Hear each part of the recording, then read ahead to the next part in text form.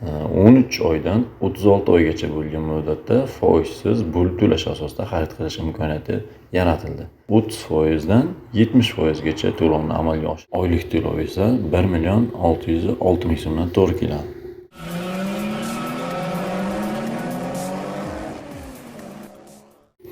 Assalomu alaykum hurmatli kuzatuvchilar. Endi Labo avtomobilni ham foizsiz muddatiy to'lov asosida xarid qilish imkoniyati mavjud. Shu haqda batafsil ma'lumot berib o'taman. Undan oldin esa videolarimiz uchun foydali bo'layotgan bo'lsa, albatta like tugmachasini bosib qo'ying va kanalimga obuna bo'lib qo'yishni ham unutmang.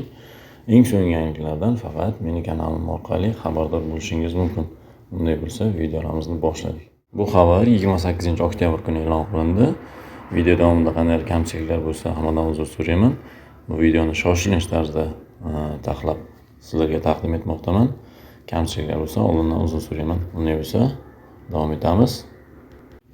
Bu haqda UzAvto Motors o'zining rasmiy saytlari orqali e'lon qoldirdi.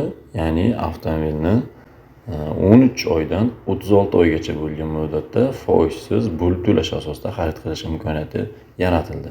Ya'ni boshlang'ich 30% dan 70%gacha to'lovni amalga oshirib, qolganini foizsiz pul to'lash asosida xarid qilish imkoniyati mavjud. Avtomobilning tan narxi 96.370.000 so'mni tashkil etadi.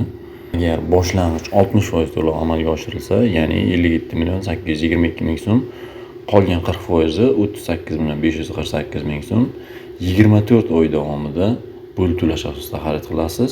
Oylik to'lov esa 1.606.000 so'mdan to'g'ri keladi.